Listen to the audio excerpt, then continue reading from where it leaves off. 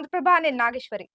AP elections postal ballot 175లో Telugudesam 107, Janasena 20, YCP 27 స్థానాల్లో ముందంజ. ఎన్డీఏ కూటమి 201, ఇండియా కూటమి 102. కుప్పంలో టీడీపీ అధినేత చంద్రబాబు నాయుడు ఆధిక్యంలో ఉన్నారు. 1549 ఓట్లతో లీడింగ్ లో కొనసాగుతున్నారు. ఇక్కడ వైసీపీ అభ్యర్థి కేఆర్జే భరత్ వెనుకంజలో ఉన్నారు. ఎన్నికల ఎగ్జిట్ పోల్స్ చాలా వరకు ప్రధాని మోదీ ప్రభుత్వం మరోసారి గెలుస్తుందని జోస్యం చెప్పాయి. ఎగ్జిట్ పోల్స్ ప్రకారం చూస్తే భారత్ లో మూడోసారి మోదీ ప్రభుత్వం వచ్చే అవకాశం ఉంది. ఈ నేపథ్యంలో నరేంద్ర మోడీ గెలుపుపై చైనాకు చెందిన నిపుణులు ఆసక్తికర వ్యాఖ్యలు చేశారు. నరేంద్ర మోదీ మళ్లీ ప్రధాని అయితే ఈసారి మాత్రం చైనా భారత్ మధ్య వివాదం తగ్గుతుందని చైనా నిపుణులు అభిప్రాయపడ్డారు. గాల్వాన్ ఘర్షణ తర్వాత ఈ రెండు దేశాల మధ్య వివాదం గణనీయంగా పెరిగింది. నరేంద్ర మోదీ మూడోసారి ప్రధాని కావడం ద్వారా భారతదేశ విదేశాంగ విధానం దౌత్యం మరింత బలపడుతుందని పేర్కొన్నారు. ఎగ్జిట్ పోల్స్ కు సంబంధించి నరేంద్ర మోదీ విజయంతో భారతదేశం దేశీయ విదేశీ విధానాలు మెరుగ్గా కొనసాగుతాయని విశ్లేషకులు భావిస్తున్నారు. భారతదేశ ఆర్థిక వృద్ధిని పెంచేందుకు ప్రధాని మోదీ తన ప్రయత్నాలను కొనసాగించాలని భావిస్తున్నారని వెల్లడించారు. సార్వత్రిక ఎన్నికల ఓట్ల లెక్కింపు మొదలైంది. గుజరాత్ లో సూరత్ లోక్సభ స్థానంలో బీజేపీ అభ్యర్థి ఏకగ్రీవంగా ఎన్నిక కావడంతో మిగిలిన 542 స్థానాలకు ఎన్నికలు జరిగాయి. దేశ వ్యాప్తంగా 10.50 లక్షల కౌంటింగ్ కేంద్రాల్లో ఈ ఓట్ల లెక్కింపు కొనసాగుతున్నది.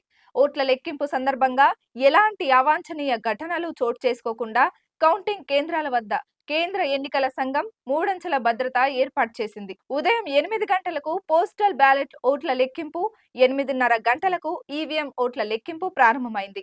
తెలంగాణలో 17 లోక్సభ స్థానాలతో పాటు కంటోన్మెంట్ అసెంబ్లీ ఎన్నికల ఓట్ల లెక్కింపు జరుగుతున్నది. రాష్ట్రంలో మొత్తం 34 ప్రాంతాల్లో 44 కౌంటింగ్ కేంద్రాలు ఏర్పాటు చేశారు. లోక్సభ ఎన్నికల్లో 2.18 లక్షల పోస్టల్ బ్యాలెట్స్ వచ్చాయి. 139 కౌంటింగ్ హాల్స్ లో ఈవీఎంల ఓట్ల లెక్కింపు జరుగుతోంది. కౌంటింగ్ కోసం 14,000 మంది సిబ్బంది పనిచేస్తున్నారు. లోక్సభ ఎన్నికల మొదటి ఫలితం ఉదయం 11 నుండి 12 గంటల మధ్య రానుంది. చొప్పదండి, యాకుత్పుర, దేవరకొండలో అత్యధికంగా 24 రౌండ్లలో ఓట్ల లెక్కింపు, ఆర్మూర్, భద్రాచలం, అశ్వారావుపేటలో అత్యల్పంగా 13 రౌండ్లలో లెక్కింపు జరగనుంది.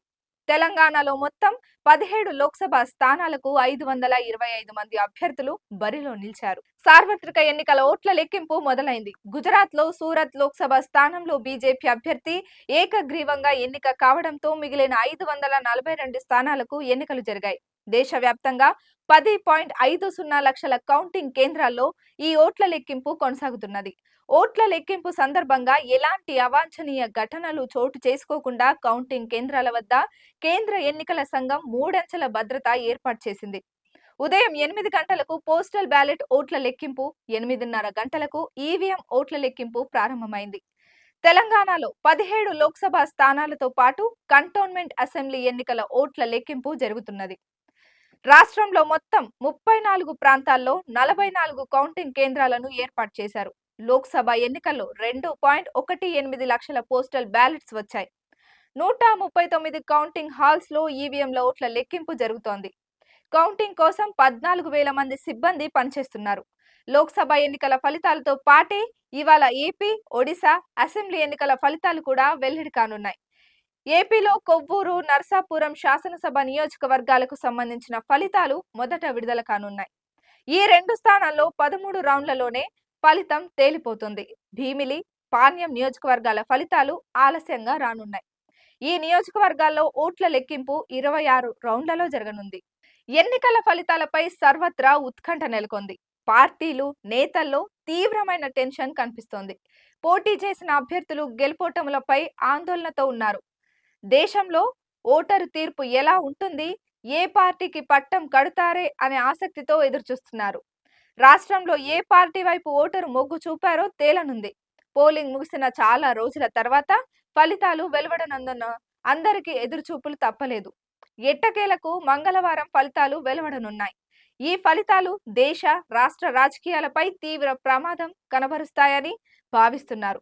అన్ని ప్రధాన పార్టీలు మంగళవారం నాటి కౌంటింగ్ ప్రక్రియలో భాగస్వామ్యం అయ్యేందుకు తమ పార్టీ కౌంటింగ్ ఏజెంట్లను సిద్ధం చేశారు.